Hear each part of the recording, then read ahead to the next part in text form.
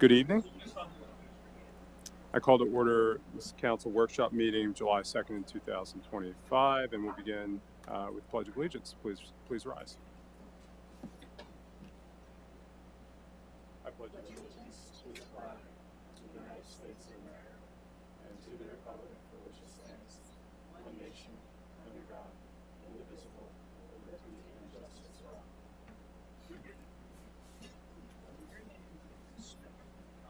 Before we get to citizens to be heard, I just want, obviously there was a pretty significant weather event a couple days ago. And I first want to thank everybody on staff that really stepped up, from all our firefighters to our police officers. I know we had extra of everything on staff that night and the following day. Public Works, I think folks came on from our water plant and our sewer plant just to add to the effort, and have done an incredible job trying to make. Trying to clean up the mess that Mother Nature brought to us. I know a lot of residents are still struggling with issues of down trees and down wires. I didn't check the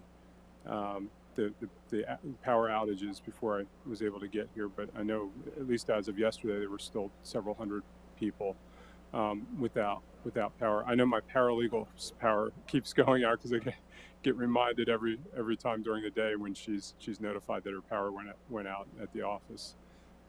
She gets alerts about her power at home. So I know that's been an ongoing issue, and people have spoiled food and a mess and flooding, and so a lot of folks in the borough are suffering because of that, struggling, and I know we'll keep them in our minds and in continued efforts as we go forward these next several days. I know there's still a number of trees, and Chief O'Donnell, you'll have a little update for us as soon as I'm done rambling.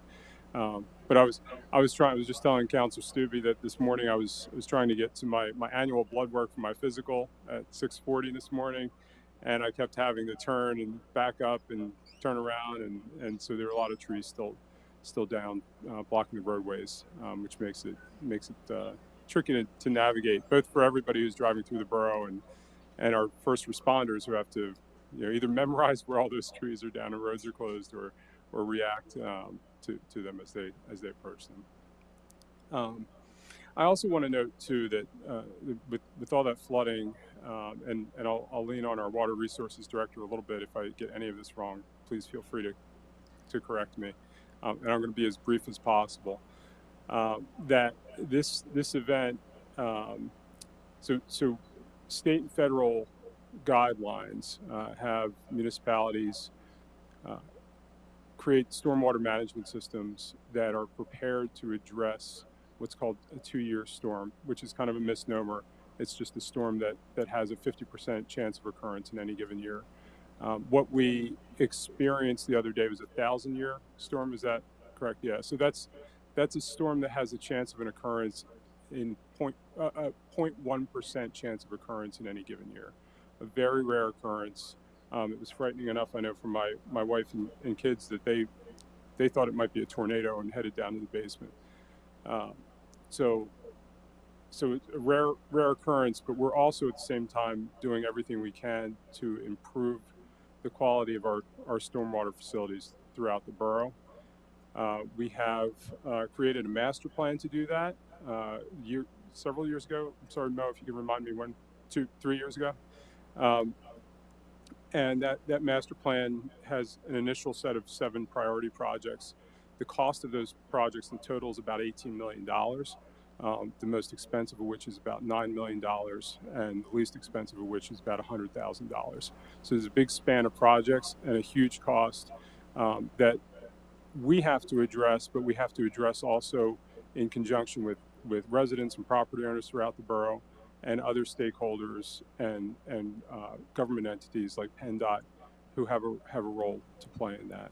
And we're always seeking opportunities to advance those priorities using both the stormwater fees that our residents and property owners pay, and in addition seeking grants where that's feasible, in partnership, in public-private partnership and public-public partnership where we can.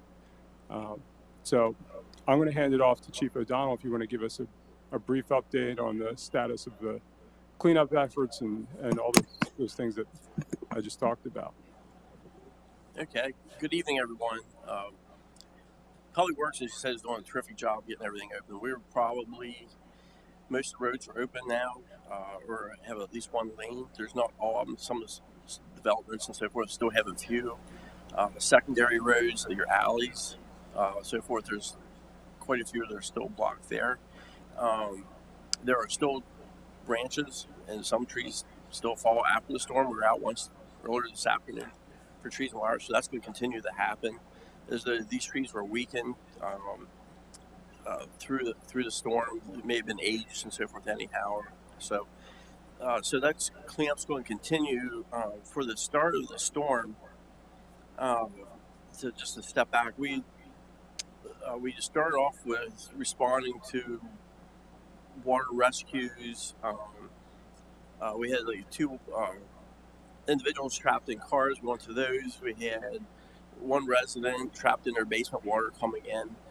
They had reported a structure fire on Pitt Street.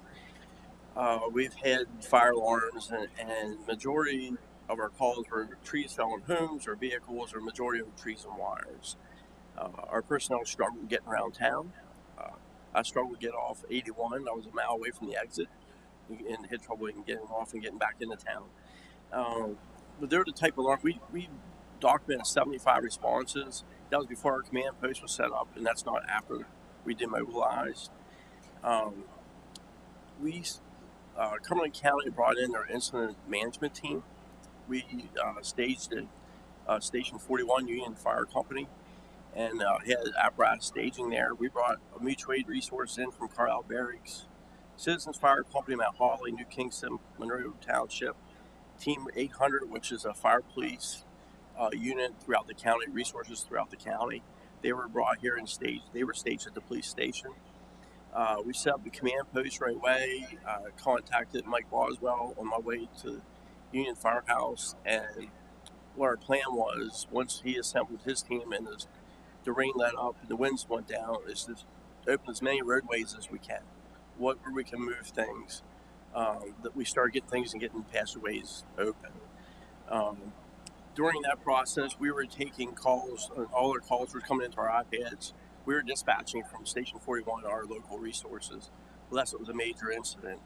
Um, During that process, Assistant Chief from Cumberland Goodwill, he was our social media guru, getting information out to the public. We were working on getting PennDOT to respond. We had we were working with the surrounding townships to see if this was going to be a long duration, if we could get support from them to help support the mission the next day. We talked about trash collection. There was the emergency operation. There's the planning for the long-term event, for not know what to expect. We brought in the North Middle Township Fire Company drone team. We were able to survey the damage. We wasn't able to get as clear as picture one because of the tree coverage. We could get down on everything, but it was helpful for a quick assessment of what roads were open, what was not. Um, we worked to get the fire police off the street, worked with the police department to get the traffic lights that were out, stop signs up, so we could get the fire police off the street. So they were out for long periods of time. So there was a lot of planning that was going on while the emergencies were going to prepare for the next phase. We are going to do an after action on the event and on the emergency service side. To see what we can do better. One thing that happened was when the county put the uh, command post at Union Fire Company, or actually EOC for the boroughs at Carlisle Fire and Rescue. The police were already engaged on their thing, and we communicated together, but it's better if we're all in the same room. That was no mistake of anybody's. It was just the storm hit, you are where you are when things happen. So, Public Works is doing above and beyond. They're getting things done. Our utility companies above and beyond. Even during this process, we were monitoring, Carlisle Hospital that was out power. Our nursing homes were out power. We were communicating with them to to see any unmet needs, any needs of special infrastructure that may need support. So that's what was going on. The next couple of days is just waiting for the power company to finish their work so that the rest of the trees can get removed. I looked just before the meeting. I believe we're around 70 residents that may be still out of power. Uh, and some of them are scheduled to go on tonight, according to their website. But we know how that can change. We started off with 5,600 on the night of the event. The next day, Tuesday, we were down to about 900. So today we're down, to 70. So hopefully those folks will get their air conditioning and so forth back quickly. So, but thanks to the support from the team here, emergency service, the public works department. I think, what's ironic about this, I was telling earlier, I was asked to get with county to do a tabletop exercise with staff, and it was this event. It was supposed to be like a power outage for long term, but we didn't never actually get to exercise it. So, but overall, I'm happy with what the work that everyone did. Thank you, Chief. I should have mentioned although we didn't have to take them up on it, we did get an offer of support from South Middleton Township, from our friends to the south. So we appreciate that, and I know the borough manager relayed that appreciation. And I know that we've put out some notifications to residents about what you should do, or not go through lots of high water in your car. But if we could maybe compile a list of things, for instance, it seemed like there were a lot of cars right afterwards just driving around, and yet there were fire trucks, and so some of us were clearing the branches like neighbors and garbage out of the road. So I also saw Georgie Lewis had posted a video like cars going through that street, and then the waves then go into the buildings even more. So not just for your own car, but like to think about where you're pushing the water. So maybe we can think of a couple other things that we could put out for residents to really understand, because since it's fresh and raw in our minds. Thank you. Okay, we'll move on to citizens to be heard. So is there anybody here who would like to be heard on any subject of borough government?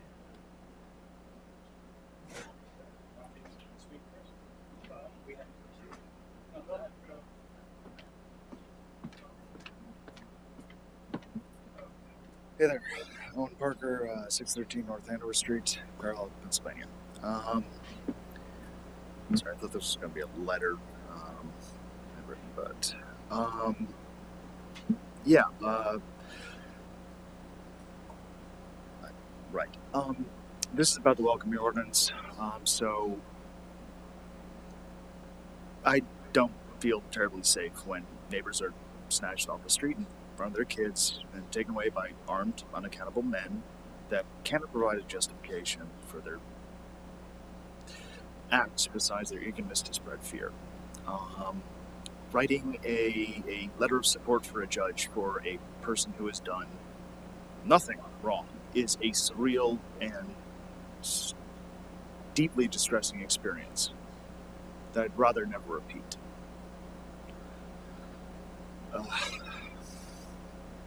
I don't feel free when I hear about other residents of our town being taken, and even our most community-minded and aware friends cannot supply a reason for the attack. I don't feel like this town is a community when it cooperates with the abduction of its own members. Now, I understand that passing a welcoming ordinance risks grants and other monies that create real good in this town. Yeah, that's very clear. But I also understand that the lack of a welcoming ordinance is already hurting the people of this town. Now, the former is a real possibility, but it's still a possibility. The latter is it's real. It's already caused harm. Please pass the welcoming ordinance, or if that is unworkable due to the risk it creates, I would love to see alternatives. I would love to see alternatives rapidly, not hastily, but speedily. Additionally, if solidarity with other communities with values similar to ours will help us avoid target retaliation, please consider asking the Board of Commissioners to invite and support groups like the Pennsylvania Immigration Resource Center into Cumberland, so that the community of Carlisle can better coordinate and protect itself from this federal craziness. Just I'm not sure what the word for that is, but it's not good. Anyway, that's it. Thank you. Anybody else?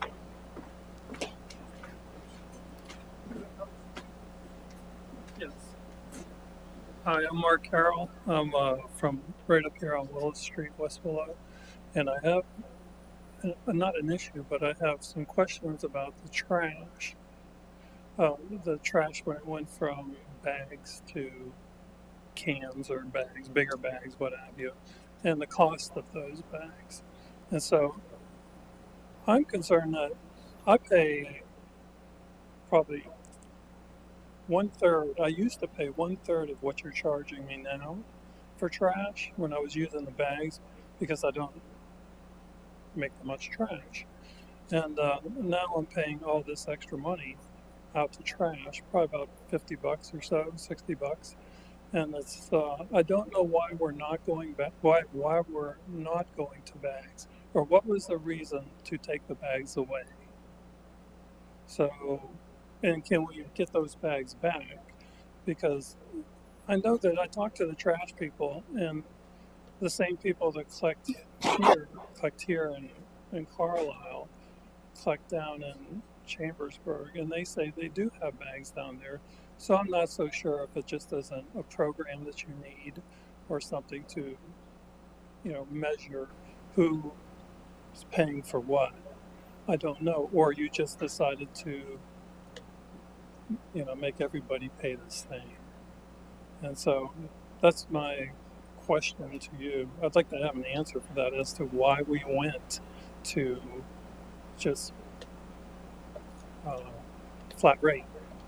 Sure. When we went over here, when we made that change, we actually put a survey out to residents.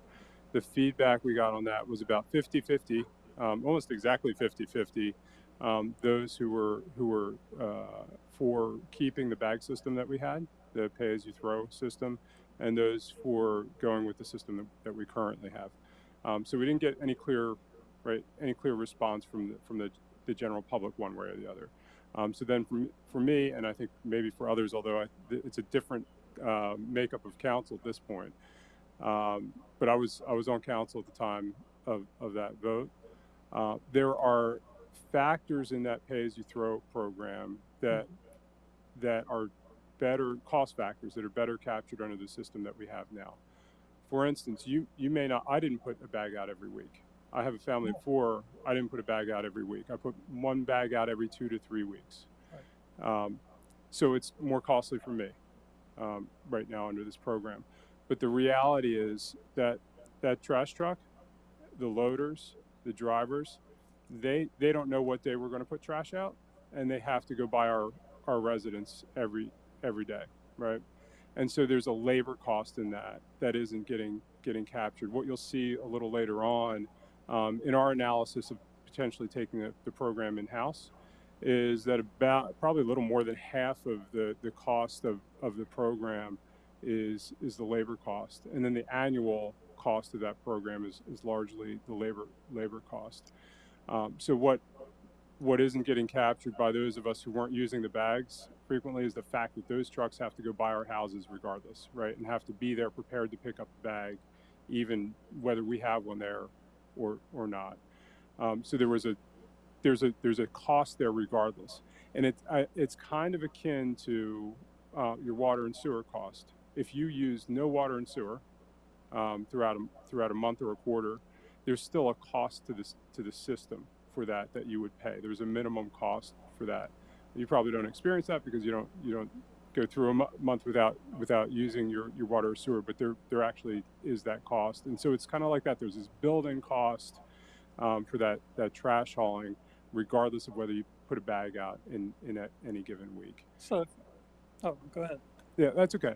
And then the other feedback we were getting is that there are families who simply couldn't afford the cost of the program as it was. So there are those low users. There are people who are doing the best that they can to reduce their use.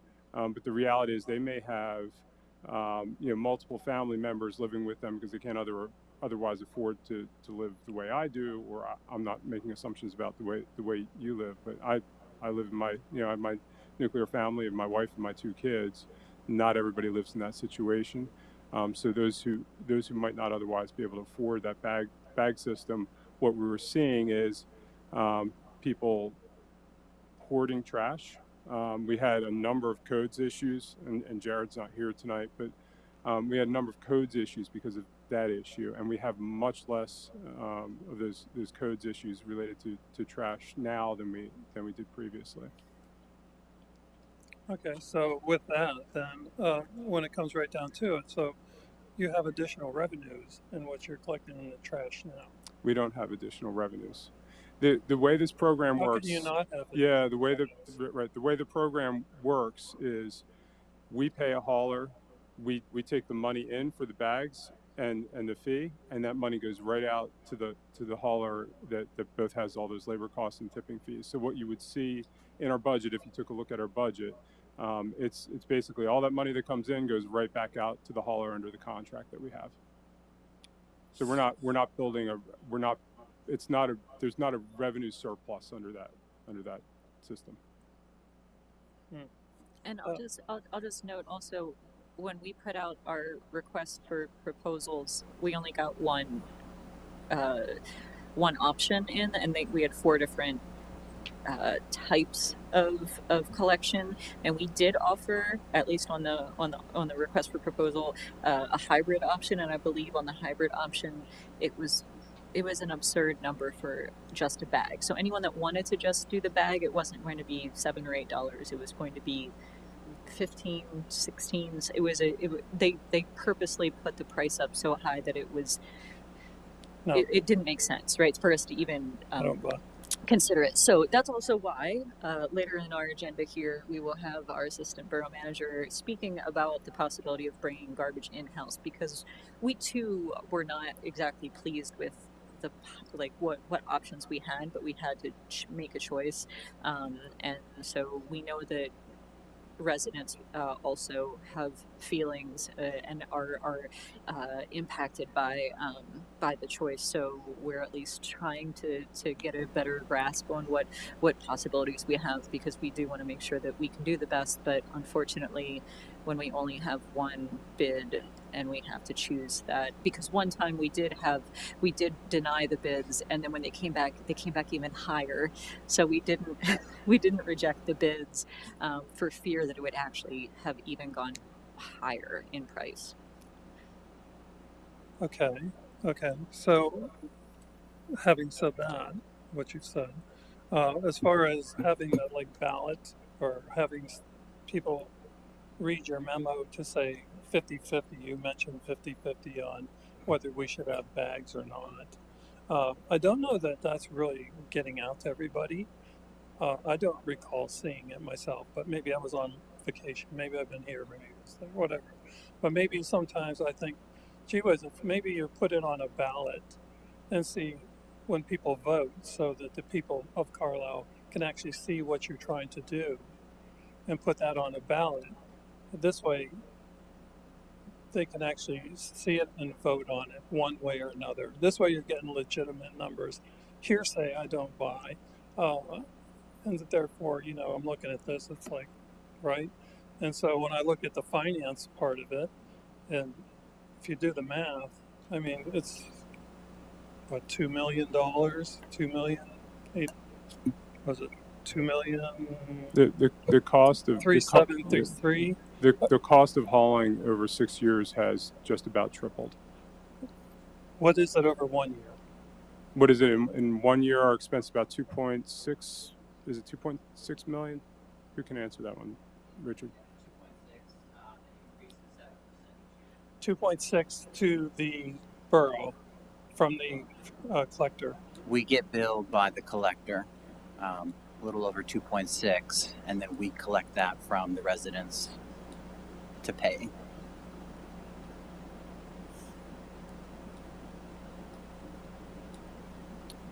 Well, I still see there's a problem here with, how much trash people are actually putting out there, and some people are paying for somebody else's trash. I'm just trying to keep it. Sorry, I'm just trying to keep it simple here, but this doesn't make sense to me. That it's. I mean, maybe it's costing that much. I get it, There- but is how many trash people are you asking to bid on that? Come and collect trash. How So many?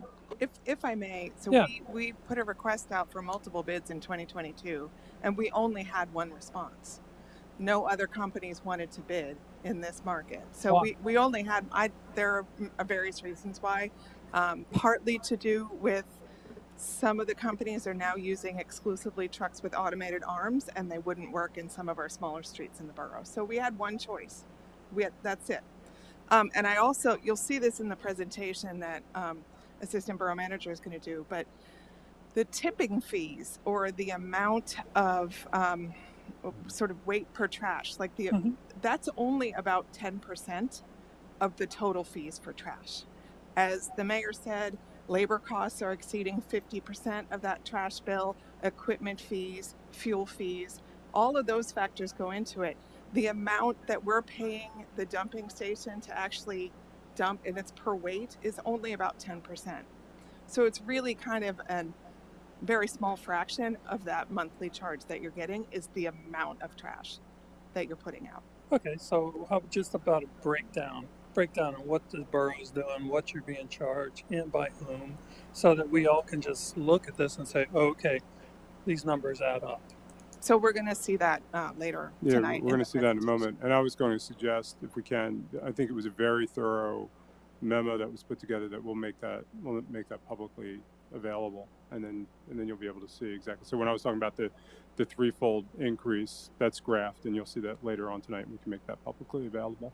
Okay, so but basically, once again, we're not going. If I'm putting out a bin full of trash, and then my neighbor's putting out 2 Walmart-sized bags of trash, that's a big deal. But you're just saying, hey, don't worry about it. Just pay the full load. If your neighbor's putting out 2 bags, they're paying for an extra bag. They're paying for a tag. They're paying more than you. That's how the system. They only pick up one container or bag from a residence. That's it. One 40-pound bag. Of 1 40-pound bag.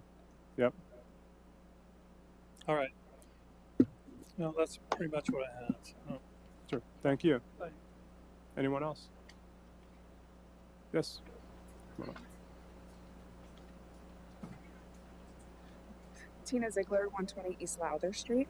I don't have anything prepared per se, but I'm hoping we could have more of a dialogue, because last time the workshop meeting I was told, or at the council meeting I was told the workshop is more where we discuss this. I'm really disappointed that we're not even discussing the potential of a welcoming ordinance or the potential of an alternative to a welcoming ordinance. The fact that we have been here for months, we've been working in the community for months, and it seems very clear that it's a one-way. Owen's not here anymore, but like he said, right, when people are getting snatched out of our community, a community member was abducted less than a block that way, and that community member was here legally. They were seeking asylum because they were a lawyer who represented children and victims of sexual violence.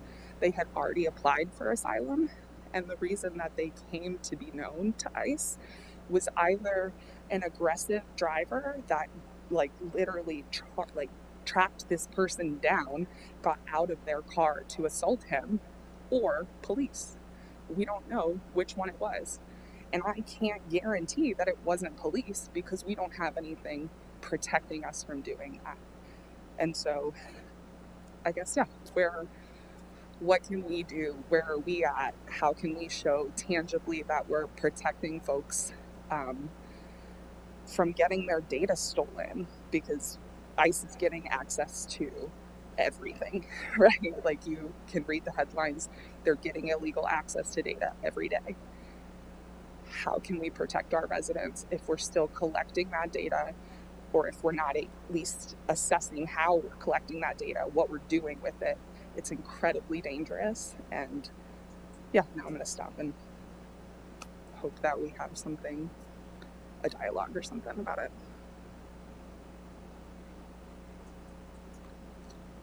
I guess no, I don't think we have an update on time. One, I want to address, because it's been implied a couple times that perhaps our police have been involved with anything with ICE. They haven't been involved with anything with ICE. How There can hasn't we been a tell report. that, though? How I'm can sorry. We, how can we tell that with good faith? I'm sorry, Tina. I was talking. If I can just get through that, and then we can address whatever question you might have. When that incident happened, I know we reached out to our police department. There was no involvement between our police department and ICE at all. And an ordinance wouldn't guarantee that someone would not report someone that they know to be here as an immigrant, illegally or otherwise, right? And an ordinance wouldn't stop ICE from coming into our community. That ordinance doesn't. We can't do that. We simply can't. It would stop police from being able to collaborate with ICE beyond what is federally required. And if, right, you cannot like prevent people from being like bad at their jobs or not following guidelines, but you can put the expectations out there, and you can put them in hard writing, so that, hey, if there is somebody that decides to go above and beyond, we can say, we have a policy against this. You are doing harm to our people in Carlisle.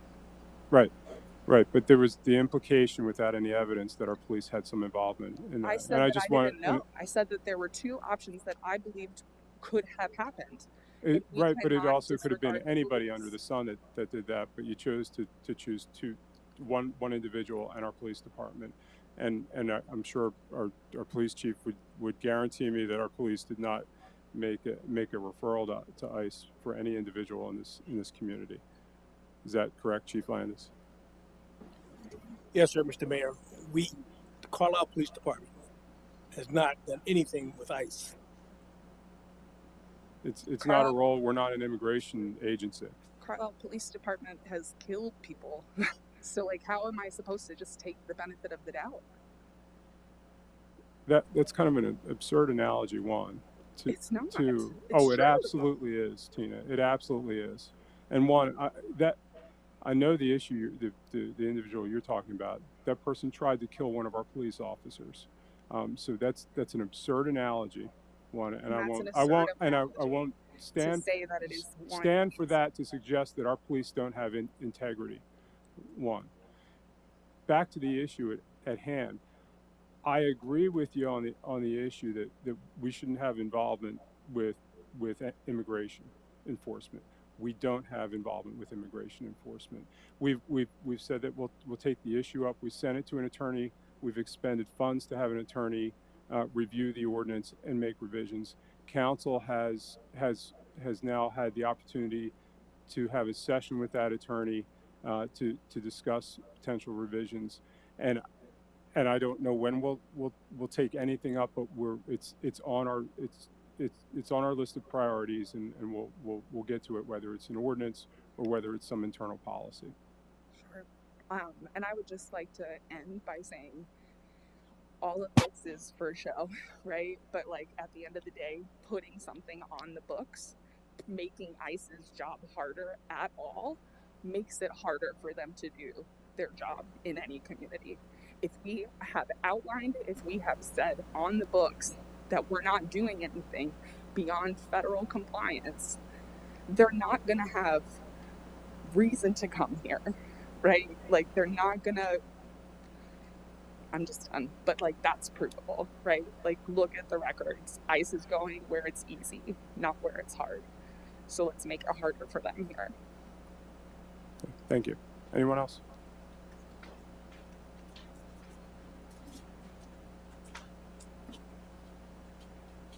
Hi, Jeff Englehart, 2018 Southwest Street. I also want to speak in support of welcoming ordinance or alternative to welcoming ordinance or collaboration with the PIRC. In brief, I'm a professor at Dickinson. We have international students, international colleagues, people who visit Dickinson internationally, people come in to give talks. Many of the students are choosing between attending Dickinson and attending schools in places like Lancaster, Allentown, where there are welcoming ordinances, where when they're international, their professors, the people who are inviting them to campus can have something to say to them that can make them feel a little bit more safe. I would like to be able to say that to students this summer, students who are considering coming here, spending their money here, spending their money downtown across 4 years, and a welcoming ordinance or some alternative to welcoming ordinance would make my job easier, would make it more likely that there's people coming here to enrich our community economically, also culturally. Thanks.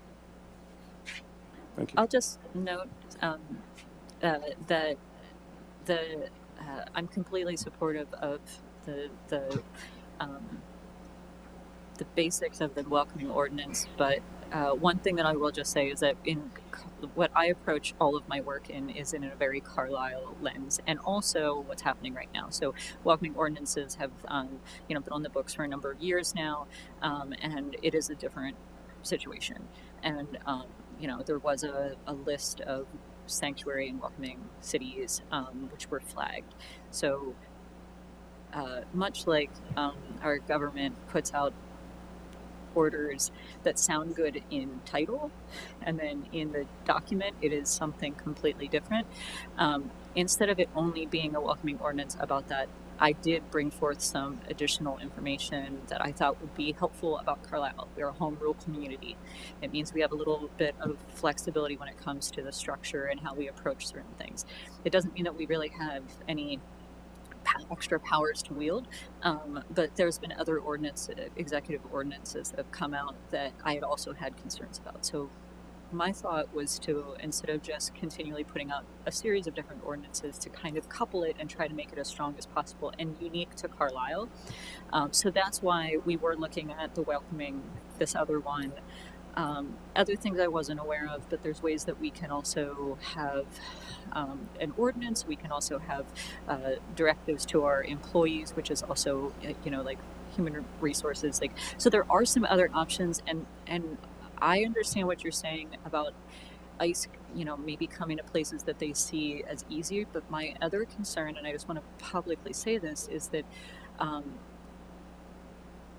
we're not that far from DC, and I also want to make sure that we don't become a place that we're taught a lesson, basically, right? So that is actually my biggest concern, is that that doing it in a particular way or certain language. So I'm all about trying to think about how to do something and do it meaningfully. Sometimes it's not as fast, and I know that, and believe me, I've been here 8 years, and I've learned how slow some things go, but I can tell you that I'm not ignoring it, and I'm not trying to minimize it, but I am trying to think about how to do something thoughtfully and to give strength to it and not open up as many vulnerabilities that possibly could have a counter effect. I can't say that because our government will choose however they want to approach things, but I'm also flying under the radar while still holding, making it a supportive environment and making sure people feel comfortable and feel safe and feel like they have people here that they can go to is extremely important to me. And I don't know that I'm ever going to do this right. I'm going to try to do my best, though. So that's where I am on it right now. So we don't have a time, but we did have an informational session about all of this. So we've put some time into it, and we have a lawyer, which I do help, and not this lawyer, the other lawyer. But that's my personal overview of where we are right now, at least for me. Sorry, I guess my only thing to add to this is that where do we have these conversations? Because all we see is the agenda that has nothing on it from month to month. And so how do we have these conversations where we get to hear what the lawyer brought up, what those different types of options are? Where do we hear that if it's not here in these workshops? There will be an item on the agenda at some stage where there will be discussion. The advice that we get from our legal counsel is subject to attorney-client privilege. So you wouldn't be part of that discussion. If we bring the attorney in to address issues, that's a different story. But we're able to have, for good reason, to have frank conversations with legal counsel that has to be protected by that privilege. The public debate will happen when there's an agenda item to have that public debate and discussion. Okay. Is there any other public comment? Go ahead, Mr. Evans. Oh, I'm sorry, Sophronia. No, I just wanted to say that I do understand that it seems like it is taking a long time for us to come back with, okay, this is what we're looking at doing and bringing it forth. It is not that this isn't important, because it's important to all of us um, to know, and I've had people to tell me about people being snatched up, and to know that there are people around that could be around me that could get snatched up. To know that at some point I could be one of those people that get snatched up. All of these things are scary. These things were scary way back when, before the election even took place. So I do get it. And outside of that, I have had a conversation with someone I consider a friend who works in immigration, and it was a very frank and honest conversation, because I had questions, I had concerns also, about, well, if we put ourselves out there, will that make them want to come here even more? And she gave me what she said was, having one is better than not. I get that, and it is something that we are taking into consideration. We are not saying that this is not going to happen. I apologize that it's not happening quickly.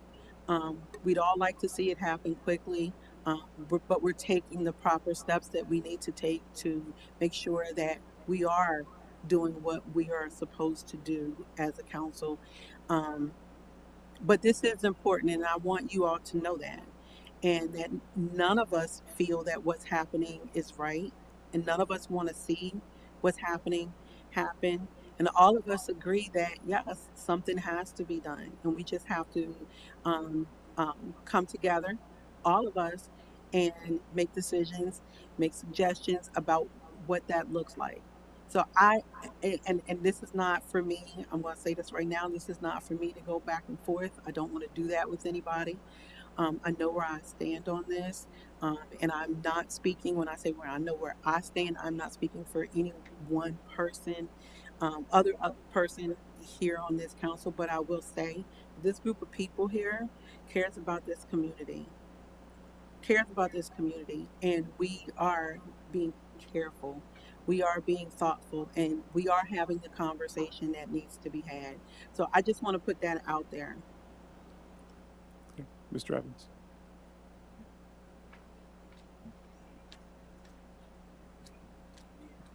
I'll make it quick. I wasn't planning on speaking. James Evans, 157 B Street. I just wanted to, I know I've always been up here about traffic on the B Street, Wagner's Gap to B Street with cars speeding. We just had an accident at West and B right before I came here. Coming out the door, heard the boom, and looks like a car got spun around. So what I'm asking the council or engineers, if we have any safe streets money or any other grants or something that we may be able to put some signage up at both Pitt Street and West Street at the intersections of B, fluorescent signs, or if we can put the halt lines. I know there's halt lines, I think, on B, but not on West and Pitt. It's not going to mitigate everything or stop everybody from going through the stop signs, but some fluorescent signs or something to give people more attention, because I know they speed through and just blow through. And I think there's a lot of people still stuck in their mind. There didn't used to be stop signs as you were going down Pitt and West. It was, you went straight through. So I think sometimes people forget that. So just requesting if you guys could look at that again, because we just had another accident that could have hopefully been avoided. If people, something to get people's attention. Thank you. Thank you, James. We were smiling because we had just talked about the stop bars on those streets I did being not absent. pay Jimmy to come and say those things. But we're on the same page without even talking, is what I'm saying. So we both notice the same things because we live in the same neighborhood. Anyway, it has been addressed, and I appreciate you backing up the claim. Thank you. So more soon on that. Everybody was one little shake up, but everybody was okay. Okay, good. Good. Okay. Anyone else? Go ahead, Mr. Smith. Yeah.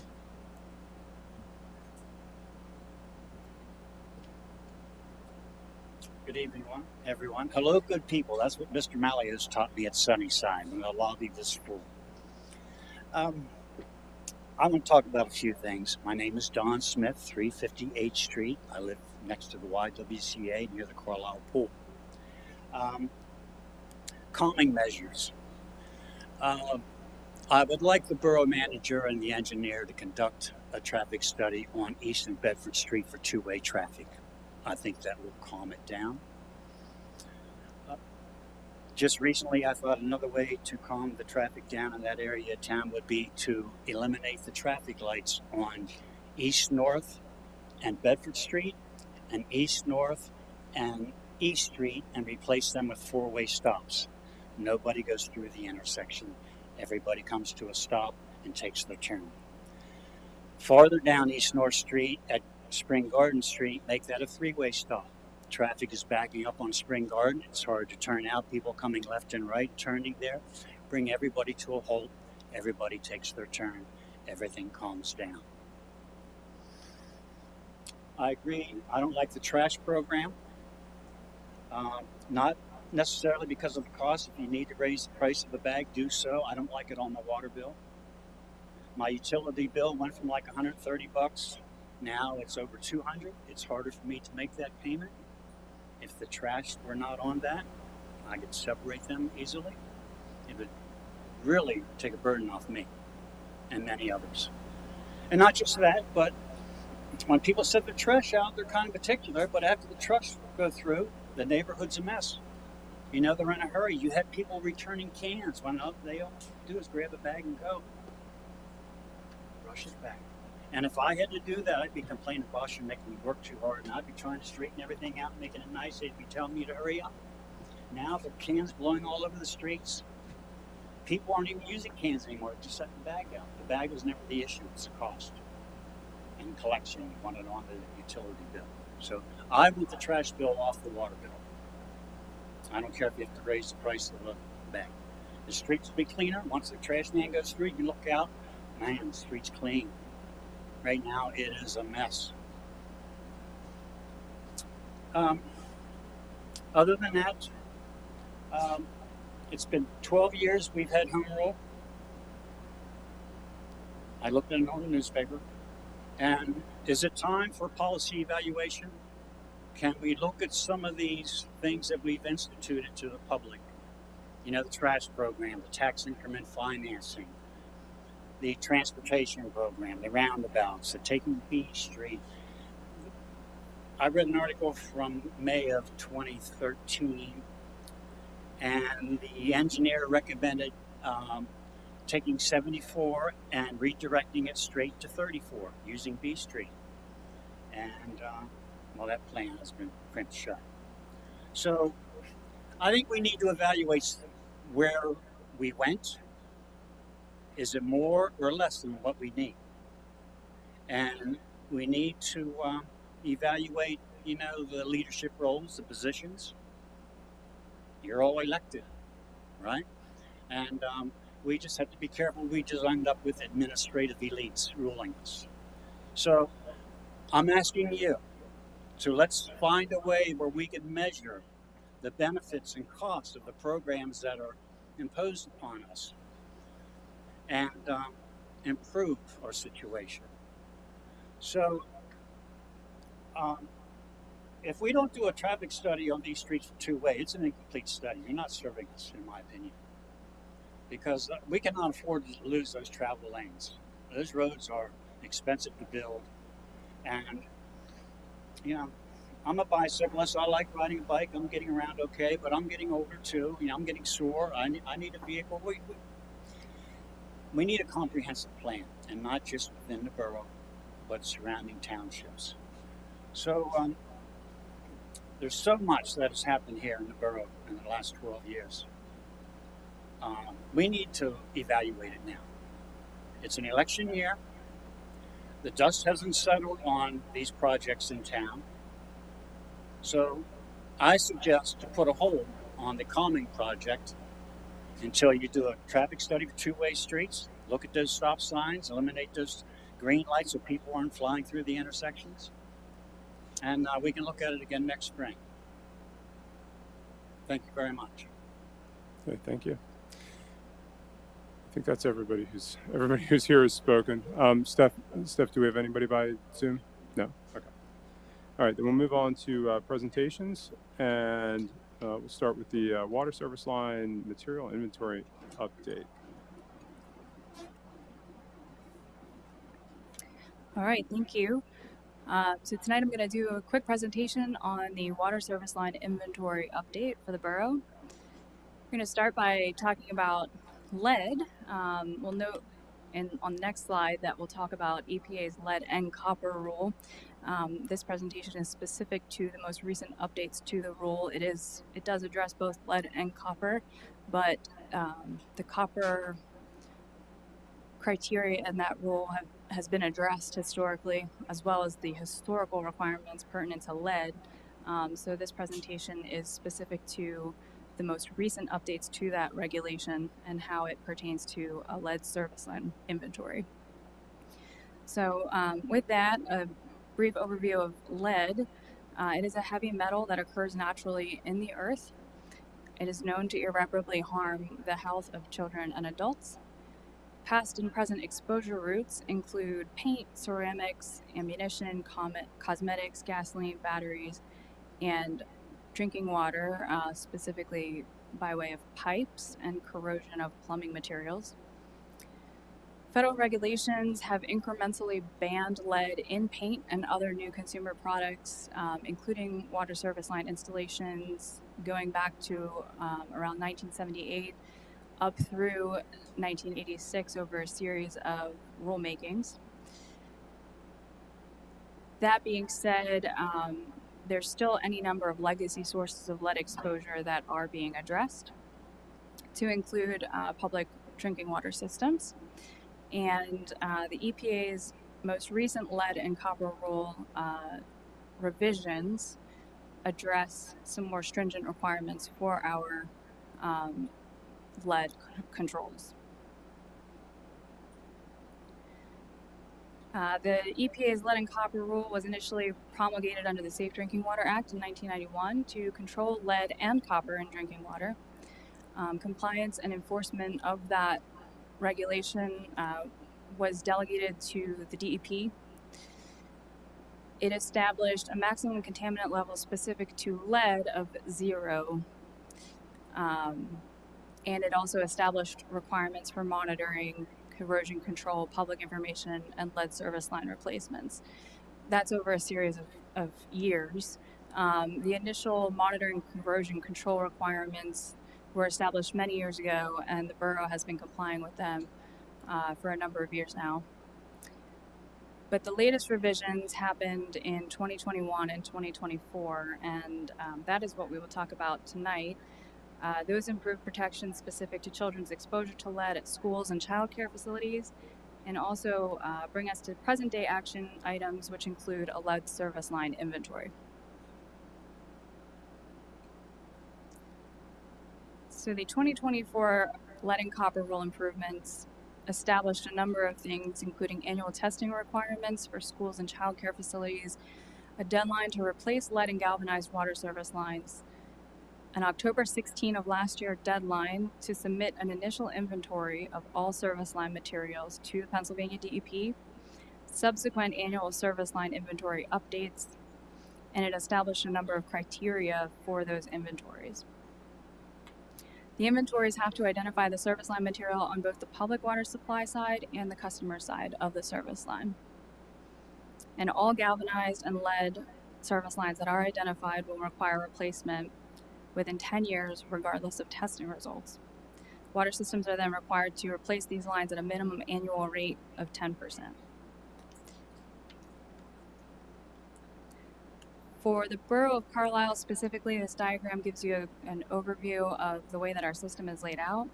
The borough owns the water service line from the water main to the curb stop. The remainder of the service line from the curb stop onto the customer's property is owned by the customer. We have a 1958 code that amendment that required copper service lines be the material that is used in the borough. And we're aware that most service lines in the borough are made of copper, but we still have some of that legacy piping, so some may be galvanized steel, lead, or even plastic. Moving to the specifics of our service line inventory, the standards for inventorying that came with this regulatory change include a requirement to record evidence for each service line identification. So we can't simply say it's not lead. We have to document and prove that. That can include photographs or records that prove a service line was installed or replaced after a local plumbing code was adopted requiring non-lead service line materials. So staff began in 2024 with an assessment of borough and county records against that 1958 plumbing code that I mentioned earlier that required copper service lines. We were able to categorize a majority of service lines using that method. We also provided information and instructions to any of our water customers via their utility bill mailings, as well as information in the 2024 Consumer Confidence Report, which we are required to submit or send out every year. We posted on social media and the borough website and distributed information in the Gazette newsletters. So where building records don't exist or service line perhaps predates 1958, borough staff has so far relied on customers to help identify, document, and report their private service line materials. So rather than creating a whole new video on how you would identify your service line materials, Green Bay did such a good job that we'll just watch a quick video on how we would do that. Today I'm going to help you determine what your water service line material is made of. The first thing you're going to want to do is locate your water meter, which is located in your basement or lowest level of your home, and it's usually up against a wall. When you find your water meter, you're going to want to look for an arrow on it. Look for the two arrows on the meter. It'll tell you which direction the water is flowing, and follow that back down through the floor. And when you see the water's flowing this way, you know the water's coming from here, and this is the pipe. You want to find what type of material it is. Once you have determined which pipe is the inlet pipe, the next thing you're going to do is you're going to determine what type of material this pipe is made of. There are 4 different materials. There's copper, such as this one. There is galvanized iron. There is lead, and there's also plastic. In order to determine which type of material they're made of, you'll need a flat screwdriver and a magnet. The first pipe that we're looking at is a copper pipe. It looks like a penny, and when you scratch it, it just barely has a little shine to it. The second pipe that we're looking at is a galvanized iron pipe. When you scratch a galvanized iron pipe, still pretty dull. The thing with this, the magnet will stick to it. When you look at a lead pipe, which is the next one, when you scratch it with a screwdriver, it's very easily scratched and gets real shiny. And when you put a magnet on it, it will not stick. That's how you tell the difference between these two. Sometimes they're very hard to determine unless you scratch it or use a magnet. The third type is our plastic pipe, which is either black or blue. If you're having trouble locating... Thanks, Stephanie. So with our outreach to our customers, we've been trying to get them to complete a form, and provide photographic documentation of their service line material, and we've disseminated information along the lines of that video to hopefully inform people how they can easily identify what their service line material is. We have had some success in getting some responses, in addition to the service line materials that we were able to identify by way of that comparison to the 1958 rule or ordinance in the borough with respect to copper piping requirements and the date of that the structure was built or that the water service line was installed. So with that process, we've successfully classified about 60% of service lines since starting the inventory process last year. We have approximately 2,800 unknowns left to identify. Under the regulation, we are required to send letters to those who have unknown service line materials or known lead or galvanized materials 30 days after the annual inventory submittal is required. So last year it was due in October, so we had to send out those letters by November. We did that. There are about 800 unknowns that we believe we'll be able to classify once we're able to determine building dates. Right now we have unknown building dates. That'll help rule a lot of those out. We also have some unknowns that when we talked about the evidence requirements previously, DEP currently requires 3 points of evidence. If you don't have that ordinance as your proof, you have to have 3 other points of evidence then proving what your service line material is. They are currently proposing dropping that down to a single point of evidence. So we have a number of responses that provide a single point of evidence. We'll be able to classify them officially as well once DEP authorizes that single point of evidence. So our next steps in the inventory is an ongoing push for public assistance. We're looking for everybody to spread the word. And we met with the Downtown Carlisle Association to hopefully get some additional outreach going, in particular amongst our business owners downtown. We do have a number of unknowns in that area. And we also are really excited to promote our anticipated ArcGIS map that will be publicly facing hopefully this month. And that'll be available for public consumption on our website. You'll be able to, this is a screenshot of a segment of it. Basically, it shows a point for each service line address, and that point is divided in half, and it identifies the material on the system side as well as the material on the customer side as either non-lead, lead, galvanized requiring replacement, or unknown. And we're hoping that this prompts a number of people to question why they have an unknown and maybe get us some documentation of what their material actually is. Beyond that, we plan to spend the next several months doing mapping overlays to determine post-1958 service line installations. If you remember, that 1958 date is key because of that ordinance that the borough has. This fall, we're hoping to do downtown door-to-door service line material identifications. That's going to be rather labor intensive. So again, we're hoping to get some feedback from the public just directly to help alleviate some of the labor requirements that will be required otherwise. And in the meantime, we are continuing to gather information on funding sources to assist with the necessary service line replacements that'll be coming down the line. And we'll make sure to get our 2025 update into DEP by the October 31st deadline for this year. Any questions? I just have one point. Thank you for this. I got one of those letters last fall, and I currently rent my home. I reached out to my management company to say, hey, I got this letter, like, what should I do with this? And the management company was like, oh, we already let them know. And I was like, well, but I still have this letter.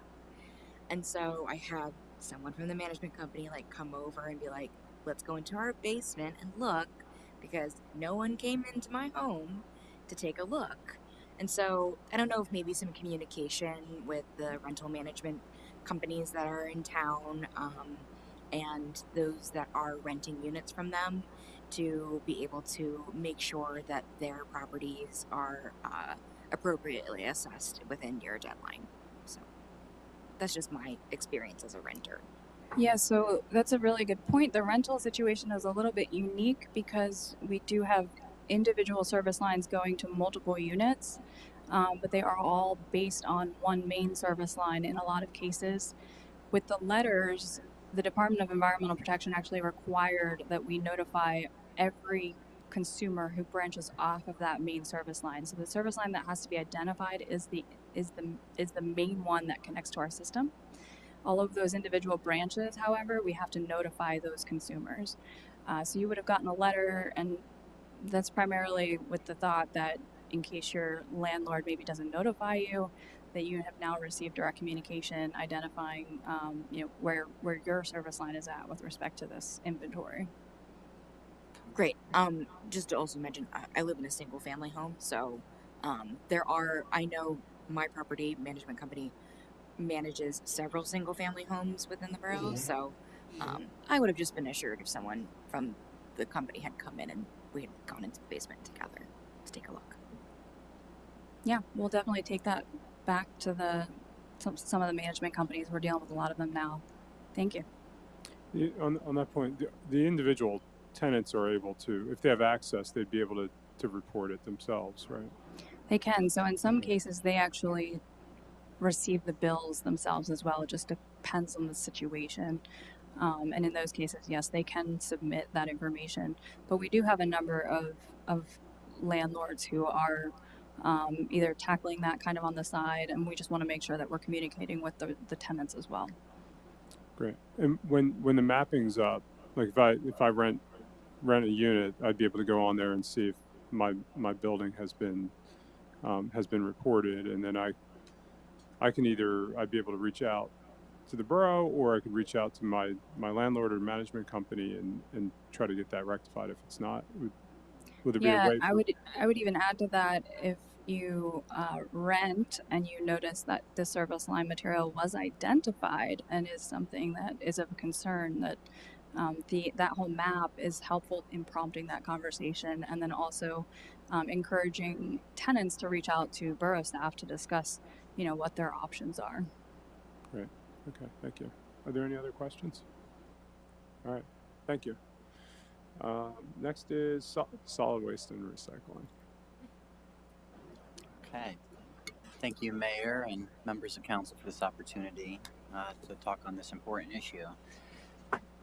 So solid waste municipalization, what we mean by that is taking a look at what it would take to bring trash collection and recycling collection in-house, and is it feasible? Let's go to the next one.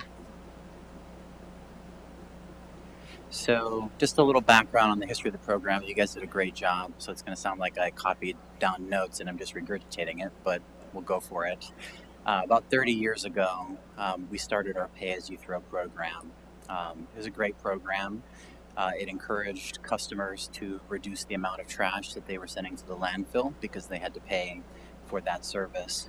It also provided free recycling, so it encouraged them to recycle when they could, to avoid putting it into the landfill. We utilized that program up through 2020, when in 2018 we saw a major shift in the market. The companies that came out to bid reported to us that they were no longer making money on recycling, and that they now had to pay to have that recycling processed. That, coupled with rising labor costs, you see a major shift. So on this graph presented here in 2019, that was the last year that we really benefited from the pay-as-you-throw program. This is the amount that the borough had to pay in order to have trash collected for our residents. In 2020, it went from $800,000 to $1.6 million in costs. It was a big shock. We started looking at what we could do in order to kind of stabilize those costs. So in 2023, we established a hybrid program, which is every customer who should be participating in the program pays a fee on their utility bill or a collection rate to have that minimum one bag out, one container out. Part of the problem that existed was,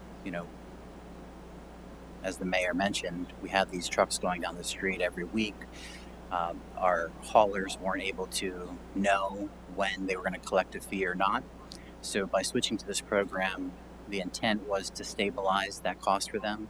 So when we went out to bid, they'd have a better idea of actual collections they could expect.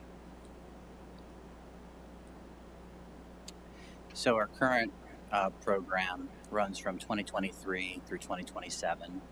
Again, we get the 1 pound bag, the 140-pound bag or container per week. Recycling containers are still provided free of charge. Customers can still put out one bulk item per week. And then if they need additional trash disposal outside of that 140-pound bag or container, they can buy a trash tag and set that bag outside. So that's what makes it that kind of hybrid program. The downside to our current contract is we only had one service provider bid. We did have other providers reach out to us who basically said that they couldn't, that the borough doesn't meet their, fit within their operations. A lot of the trash haulers are switching to the arm, and they were unwilling to collect loose trash bags. So we only got one bid. Getting one bid is uncompetitive. It resulted in a contract that we see 7% increases annually. On the right, you'll see the rates as they're established in the contract. We started at $75 a quarter per dwelling unit in 2023, and in 2027 we'll end at a little over $98 a quarter. So very significant increases. So with the lack of competition in the market, if we can't encourage more people to bid, the one thing we can do is develop our own program to determine if what we're receiving is competitive. So we put together a subcommittee early in 2025 to evaluate and design a program that would be run by the borough to see if we could compete with the contracts that we anticipate receiving coming up. This subcommittee consisted of 4 borough employees, 2 council members, and 2 residents, one of which was a former council member.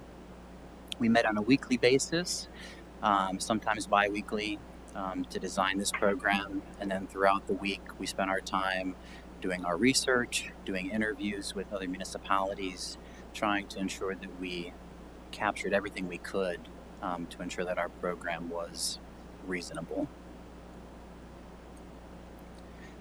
So the program that you're going to hear about tonight, it's just one of many forms that a waste program could look like. But we wanted to develop one that was based on conservative estimates and one that had redundancies built throughout. And you'll hear me talk about redundancies throughout this presentation because it's one of the most important things that we heard in terms of from industry experts and other municipalities. So the factors that we considered when designing the program is staffing, vehicles, containers, infrastructure, tipping contracts. And tipping contracts are after we collect that trash and that recycling, we have to take it to a processor and we still have to pay that fee. So those contracts will still exist. We took in some other operating expenses and then financial policies, goals and policies that Borough Council adopted and those that are consistent with our current budgeting methods. So the first major cost is staffing. We plan to utilize some existing staff, one being the Director of Transportation and Waste Management. The other is an administrative assistant within that department. To actually roll out this program, it'll require the hiring of 12 staff. One of them is going to be the operations manager. That individual will oversee the truck drivers, the loaders. They'll help develop the routes and then help with the hiring process. We also have 4 full-time truck drivers built in, 6 full-time loaders, and 1 hybrid driver loader position. On the graphic to the right, the individuals and the vehicle in purple are what we consider to be redundancies built into our program. So when I talk about redundancies, we evaluated what a minimum crew would be. We established that 1 driver and 1 loader per vehicle would be sufficient. It's not ideal, but it would be sufficient to accomplish the task. We built in 2 additional loaders on each of the garbage trucks, or 1 additional loader on each of the garbage trucks, and then 1 hybrid driver position. This individual could fill in as a loader, or it could fill in as a driver, as needed. One thing that we encourage is, as loaders come on, we encourage them to get their commercial driver's license. That'll provide additional redundancies for our drivers, which is important. When we built the program, we assumed that all of these positions would be filled, that they all would get the most expensive medical insurance coverage, which is family, and that they would all start in the midpoint of the salary range. Potential savings that we could generate, we expect new entry people to come in at a lower rate, based on their equated experience. We'll evaluate the crew size as positions open up. We'll determine if we need to fill those positions. If we don't, and those redundancies are not needed, that'll provide additional savings to this program.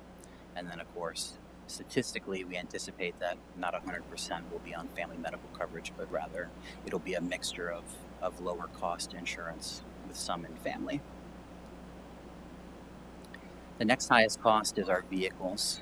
We had to consider 2 different things. One is the design of the vehicle, and then also the staffing of it. So when you look at a vehicle, there's 2 components. One is the cab or the truck, where the driver is sitting in, and then the other is the collection component, which is the hopper on the back. We proposed purchasing 5 vehicles. We think we can accomplish this with 4 vehicles. The vehicles will last approximately 5 years, but as a vehicle goes down, we need to have an additional vehicle ready to go so that this service can continue uninterrupted. What we propose is, prior to that replacement, after 5 years, we evaluate if that redundant vehicle is needed, and then go from there. In terms of a timeline, there's a mixture of opinion on when we can get a vehicle. A conservative estimate is 18 months, so it's good we're talking about it now. We'll make that decision if we choose to move forward with this to get a vehicle ordered and here. There are some vehicles that are available on site at certain sellers, but we don't want to rush into buying one because then you spend some of your warranty period. So it's going to be a little bit of take some finessing to determine when to order a vehicle. So the 2 main vehicles we looked at was the rear loader system, which is a typical truck that you'll see, and then the side loader system. We are building into this program the rear loader system. We have that redundancy built in, but the main benefits of it are they're interchangeable in terms of trash and recycling. So if one goes down, we can switch over to the other. We'll take into consideration any contamination if we have to wash it, whatnot, but they can both function under both systems. The other benefit of it is it can accept bulk items. It can basically crush anything that a loader can put into the vehicle. I even saw a video of that vehicle crushing a car, which was pretty neat, but I will make the point that cars are not an eligible bulk item. So it's cool to see, but it just proves that they're pretty powerful things. So that would require the maximum number of staff that I already mentioned. And then we also designed it with a 2-car tipping system. So even if our loaders happen to be out unexpectedly or on vacation, if a driver needs to help, it'll ease their efforts because they can take a container, attach it to those yellow tipping systems, and it'll tip it in for them. Protects their back, reduces injury. Our side loader that we evaluated, it does require fewer employees. The overall cost is pretty similar because the side loaders are more expensive than a rear loader, but you see the savings with less employees needed or fewer employees needed. The downside to a side loader is it cannot collect bulk items, so the back of that truck doesn't open, and it can't collect loose trash bags without getting some sort of adapter, which is more costly. So under our current plan, we didn't propose getting a side loader. As time goes on, when we go to replace vehicles, if we find that there's a use for it, it may be a good option. But under our current plan, we purely went with a rear loading system. For containers and tags, we built in the purchase of 12,000 new 35-gallon containers. The 35-gallon container is what we currently offer with our recycling. So the 12,000 containers would give one trash container to every resident and one new recycling container to every resident. There is an exception to that, which I'll get to. There's also an opportunity to provide larger trash cans to individuals who either can accommodate it or wish to have it. If we go that route, we would propose providing a tiered rate where they're paying more for that service. Potential savings. So one of the main savings that we could achieve is if we're able to recycle the recycling containers. We won't have to buy them. So we might see some savings there. But the one thing that we built in was that we would buy them, and we'll see. Okay, so back to the exceptions. There's certainly some places in the borough that can't accommodate a trash container. We know that because they can't accommodate our recycling containers. So for those individuals or customers that can't accommodate it, they would make a formal appeal to the borough engineer or other designee that we decide. They would evaluate it, confirm it like we do with our recycling, and then our proposal is to issue tags to those individuals, 52 tags per year, 1 per week, in place of that trash container. We'll continue to sell tags for any surplus trash that needs disposed of, and then that will result in every bag outside being marked with a tag that isn't in a container, making it easier for collection, making it more efficient, not needing to wonder whose bag belongs to who. On the right is just a little chart that translates what a customer can expect. If they utilize a 35-gallon container, they'll get about 48 pounds of trash disposal, and that's assuming that they're not crushing it down into the container. It's just uncompacted and normal usage. For infrastructure, we only build one item into our proposal. It's to build this open-aired, multi-bay building. It would basically house our vehicles. We propose doing the open air because they're very smelly, and if you lock them inside of a room, it's very pungent. So having it open air will allow them to air out and also protect them at least somewhat from the elements. Some of the things that we could consider in the future are vehicle washing facilities. We've thought about that for some of our other larger vehicles. Essentially, it'd be a place that we can go in, wash our vehicle, all the water gets captured in a basin, and then that water gets collected and disposed of properly. The other option is to consider a recycling transfer station, where we build a facility where our recycling trucks can collect the recycling, take it to the facility, and then as that facility fills up, a larger truck transports it all the way to the recycling processing plant. Right now, we didn't build either of these into the proposal. We have the alternatives, which is we're going right to the right to the recycling processing facility ourselves, and then also using third parties to wash the vehicles. But that might be something we look at in the future. Tipping contracts. So we looked at the surrounding areas, who can collect our waste and who can collect our recycling. We're still going to have to rely on those third-party services at this point. Our recommendation is that if we're serious about this, we'll seek multi-year contracts to hopefully get a competitive rate.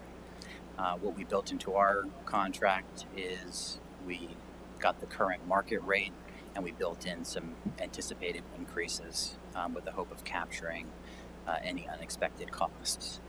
Additionally, because there's such varying degrees of travel between all the facilities, we built in the cost for diesel to travel to them. When you have a full vehicle, they can travel about 5 miles per gallon in diesel, which isn't high, so it's very costly depending on where you go. So that kind of helped us determine which one would be the best route to go. And then in terms of recycling, there's really only one major collector in the area. If we choose not to drive all the way there, that would consider contracting with a transfer station if one would be willing to accept such a service.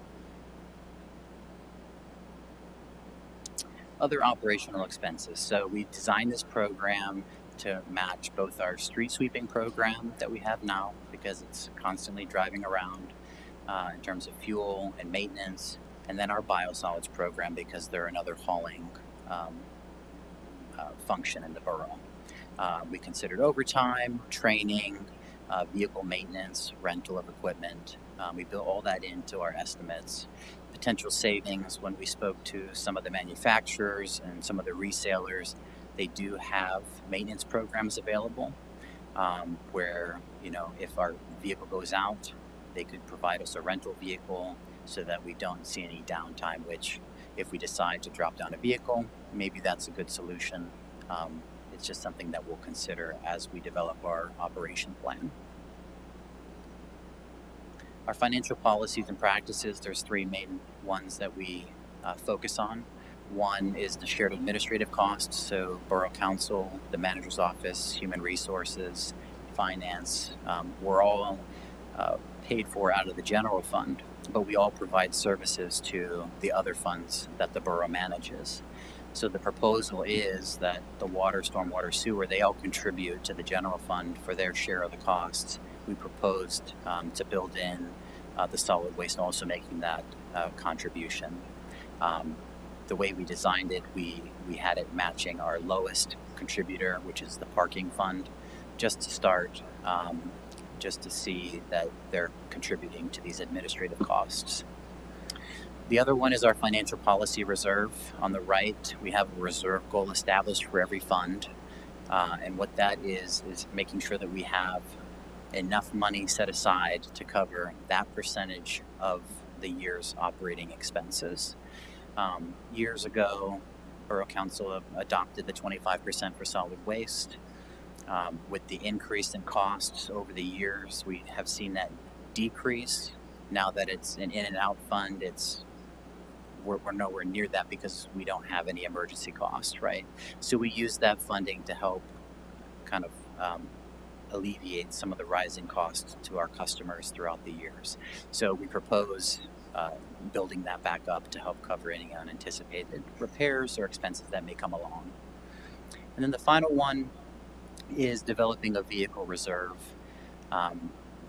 We have to replace the vehicle after 5 years. After the first 5 years, it'll be every 2 years that we're replacing one vehicle based on our proposal. And to do that, we wanted to set aside money each year so that we didn't have to issue debt every 2 years to buy a vehicle. If you build this small reserve over time, it would allow us to buy those vehicles outright and then save the customers money by not having to pay those additional costs. So getting into the financing side of things, the current program, again, we assumed a 7% annual increase over the next 10 years.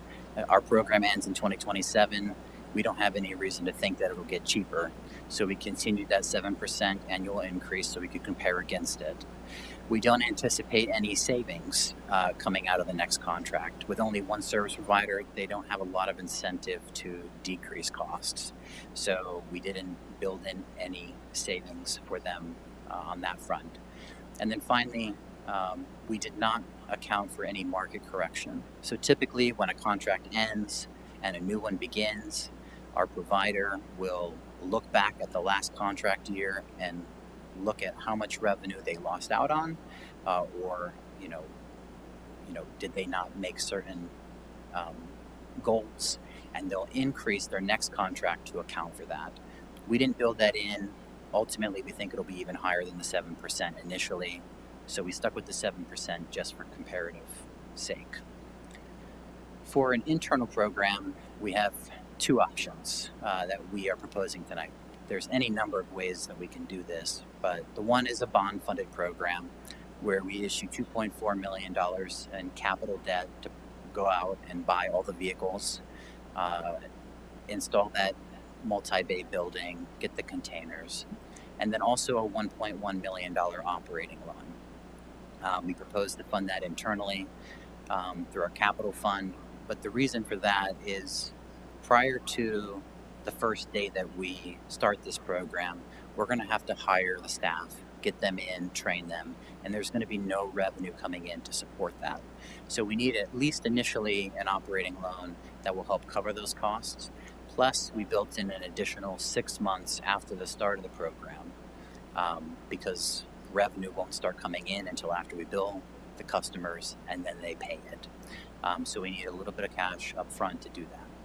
If we go with that route, we designed it to be paid off in 5 years, both of those bonds and loans, with savings anticipated to be realized in the 6th year compared to our current program. The other option is just going strictly internally funded. If we get a loan from the capital fund for $3.5 million, it's going to provide Borough Council maximum flexibility in terms of the rates that we charge. Under our program, we designed it to have a 20-year payback at 5% interest. That's the market rate right now for long-term bonds that we could get. So if we designed it this way, we get that flexibility. We can modify those years if needed. We can modify the interest rate if needed. If we go with that one, we'll see savings in the 2nd year of the new contract or new program.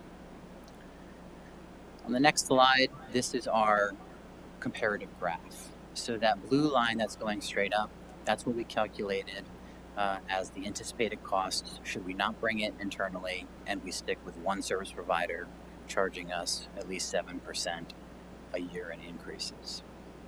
The red line, that's your bond-funded program. You're going to see higher costs initially because you have fixed debt payments we got to make, but after that 5 years, it drops down and is more comparative to the internally funded one. And then finally, the green one, that's the internally funded one. It's consistent across the board. That's the one that you can adjust as needed because there doesn't have to be that stringent payback as the bond-funded one requires. Wanted to present this chart. This is the year one cost breakdown to demonstrate the major costs being the wage and benefits. It's at 44%. I think that's 1.3, a little over 1.3 million that we would have to pay in regards to this program. The second largest cost is that orange pie piece, which is our vehicles, and that represents the bond payments associated with it. So under the current program, again, it's built with conservative estimates in mind. It's built with redundancies. What we've presented is it's pretty competitive to what we anticipate a third party could provide. What it doesn't consider is additional potential savings. One is the availability of grants. We can seek grants to pay for recycling trucks. If we get those grants, that's going to provide steep savings for our program, and we will pursue those. The other is potential program expansion. So as we get to the end of the 5 years, if we decide that we don't need that fifth redundant vehicle, could we replace it with some sort of alternative, maybe a vehicle that can collect commercial waste? That would be another revenue driver. It would help lower costs for our current customers because we're adding more payers into the system. And then finally, composting opportunities. As we build out some of our other programming, maybe the biosolids program, we can look at how to manage organic waste, and are there ways to keep it out of the landfill and find other uses for it. If we can do that, we might see some cost savings generated there. So an implementation timeline, presenting tonight in July. If Borough Council shows interest in this, we can begin an education campaign, reaching out with social media, paper flyers. We'll send out surveys to our customers to determine if there's any quality of life improvements we can make from an operations standpoint. And then we'll hold additional public meetings if it's the desire of Borough Council.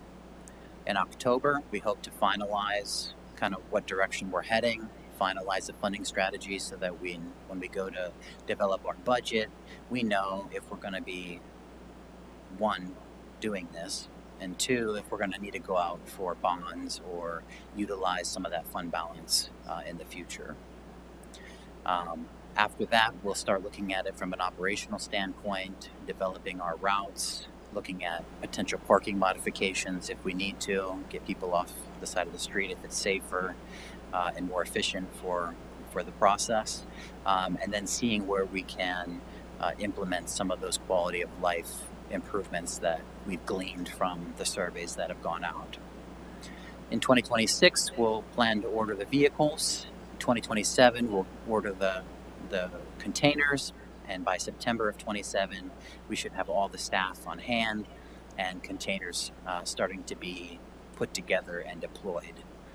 In December of 2027, we'll finalize any adjustments needed to Borough Code to allow us to run this program, and then in 2028, it's go time.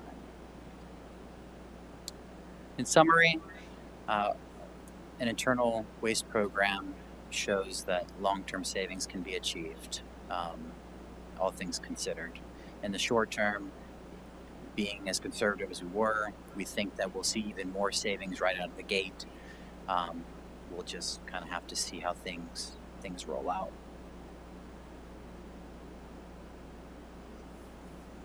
Go ahead. Okay. So thank you so much, Richard, for that. I just wanted to add, before we start the discussion, I was one of the two council members who sat on this subcommittee for the last 6 months, as was Councilor Stubbe. I want to thank the staff for their really hard work on this, Richard, Jason, Jeff, and Corey, who's not here, our Public Works Director. And then thanks to Mr. Evans and Ms. Fulham-Winston, who are two citizens who were involved in the committee. This has been a great deal of work, a great deal of research. And I really appreciate all the efforts that went into all of this.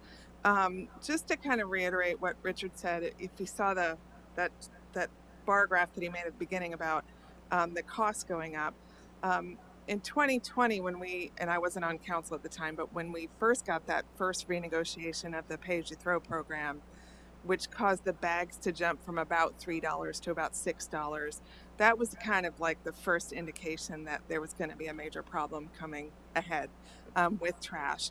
In 2022, when we negotiated what is now our current contract, we were probably the first municipality in the area that went through a renegotiation, and it was a huge sticker shock for us. I mean, not just the fact that we only had one bidder, but just that the cost went up so much. And I remember there was a lot of public comment at the time that said, why should we have to pay so much? X municipality next to us pays so much less. But then one by one, over the next year or two, each of our neighbors renegotiated their contracts, and their costs went up even higher than what our cost was in the 2022 contract.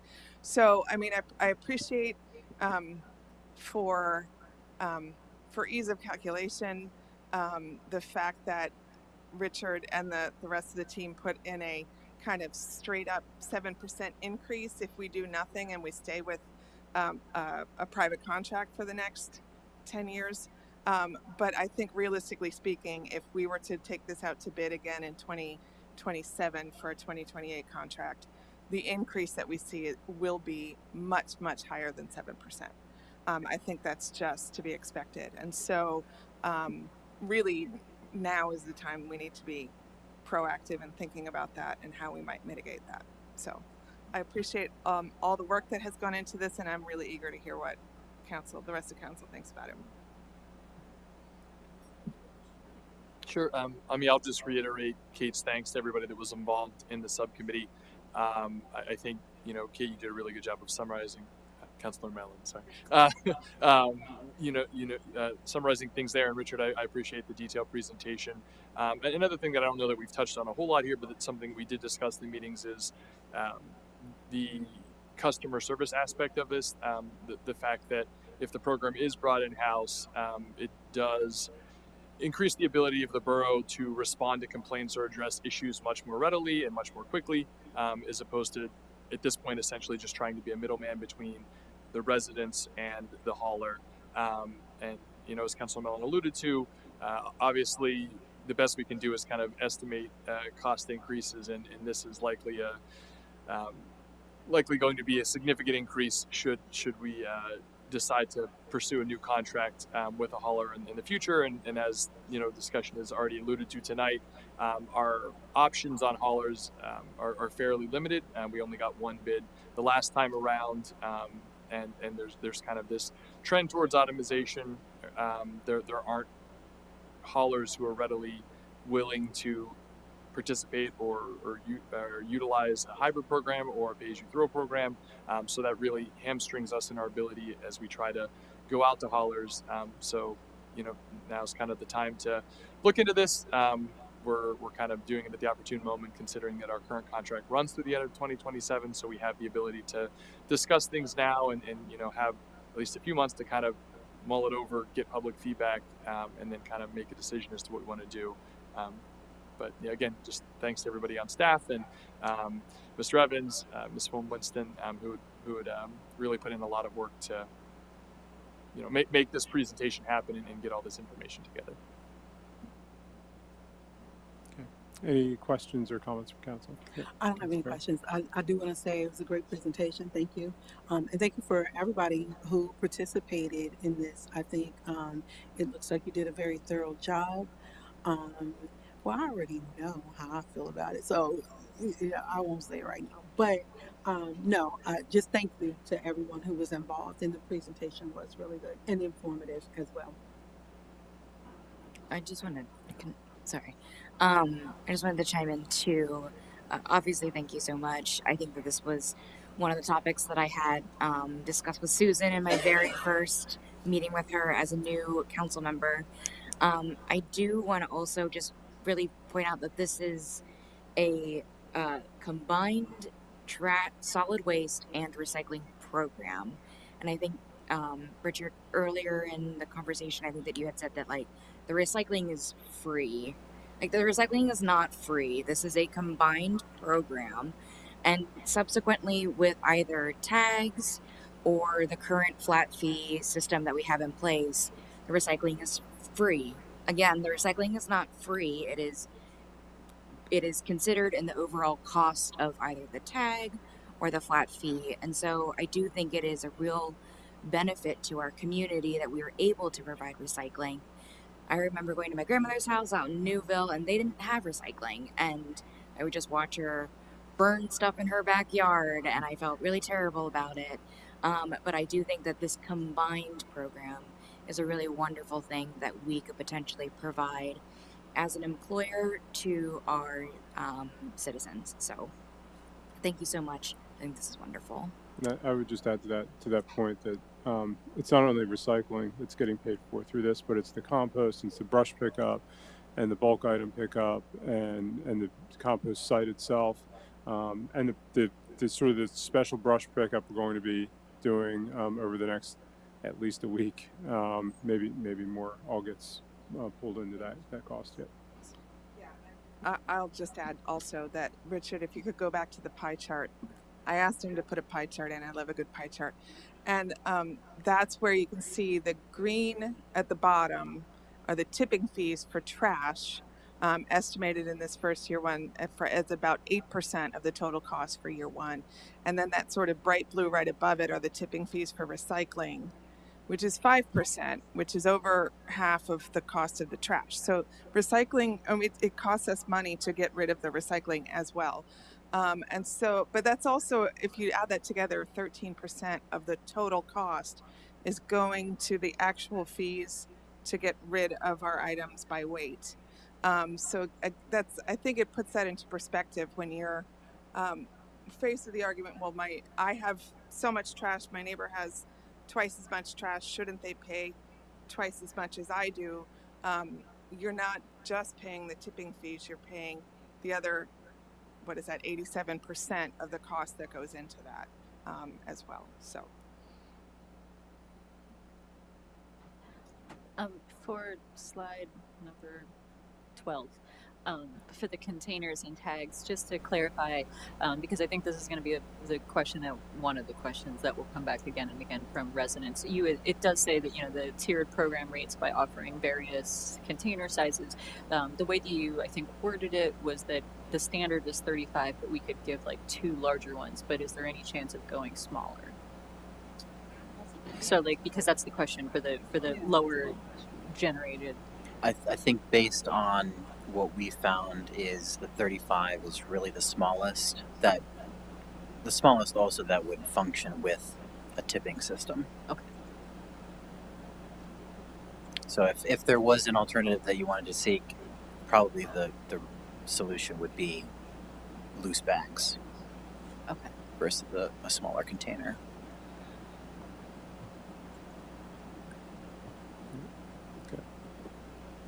Councilor Shaw, here. I want to make sure. You don't necessarily have to say anything, but you haven't spoken yet, so I want to make sure you have the opportunity. I think it's great work. Thank you, everybody who was involved. So, yeah. Okay. Do you need anything from us other than like great presentation and? So I guess we just need to know if it sounds like Borough Council's interested, if we should continue this process of starting to promote these changes to encourage people to come out to provide feedback. We can start doing that. Yeah, my concern before we got this started was that the cost would come in and it would make it a tougher choice than it seems to be. But given that it's potentially over time a cost savings for our residents, and then as Councilor Stubbe mentioned, gives us a little more customer service finesse than we might otherwise have. I think it makes a lot of sense to move forward, and everybody's nodding up here. So. Okay. Yep. Okay. So we'll do that, and then at some point we'll come back before council. Yeah, I would also like to add that one of the reasons that our trash program looks like it does right now is because that was the best of the bad options that we were given by the one bid that we got. I would love to be able to collect a lot of feedback from citizens to be able to, if we move forward with this and we bring a program in-house, we have the flexibility to design a program that works better for our citizens and not just what the contract hauler that we're paying wants to do. And so that's really exciting. And I think that, again, that's one of the things that will help us make better customer service happen. So that could be one thing that we discussed was different sizes of containers. Everyone start with a small one, but for those larger families that find themselves putting out a bag every single week, maybe eventually we can offer a second tier. They could choose to pay for a larger container at a higher price and then be able to put more trash out every week. If we eventually do decide to build our own transfer station, we don't necessarily have to be confined just by what our current hauler is taking for recycling. So that's also exciting. So there's a lot of flexibility in this, and it's a really neat idea. This is potentially scalable too. I imagine that if we decided as a region that everybody else around us is frustrated with the bids they're getting, that we could scale it up in partnership with other municipalities. So there's I think there are a lot of benefits to this. I was at an event, and I won't say which township, but I was at an event recently, and I was talking to a neighboring township manager. I was explaining to him this process that we're going through, and he said, I know, we're watching very, very closely to see what you do and what you come up with. So there's already interest from our neighbors in what this decision ends up being. Okay, thank you, Richard. There's no new business. Is there any public comment to close us out? Oh, I'm sorry, the minutes. I skipped right over the minutes before I get there. I was jumping ahead.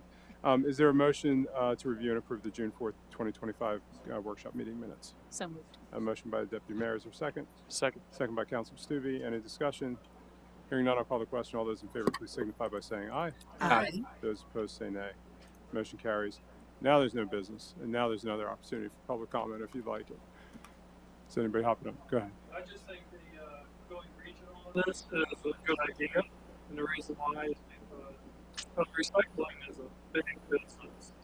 I was just looking at some information the other day from St. Louis. They had 16,000 employees, but running revenue of $1 billion on recycling material. So I think if you're going to go with the different, camp fill, food member around this, and go down the route, I think regional might be better. Build our own, build our own recycling process center, maybe down the road, and take a road that will just work into everything. Right. Thank you. Yep. Anything else? Can I just say one thing? Yep. Before we adjourn, I want to remind everyone that's maybe watching at home that tomorrow is our annual Stars Burst over Carlisle fireworks event at Carlisle Fairgrounds. Gates open at 6.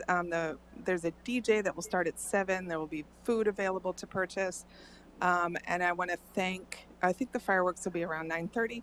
I want to thank very much the Elks Club, who are our premier sponsor this year, and then the Eagles Club and the Carlisle Club, who are also sponsors, as well as our neighbors, North Middleton Township, who have provided both financial and logistical support. I want to thank Carlisle Events for allowing us to use the fairgrounds every year for this event. And I always forget about this, but we cannot forget about the Special Fire Police and all the other first responders that are there that night, keeping the community and the audience safe. So thank you all for the support that's going to make this happen. And it looks like it's going to be good weather for it. And thank you to Councilor Mellon for putting that all together. Oh, it's no big thing, right? Okay, thank you. And we are adjourned. Thank you all.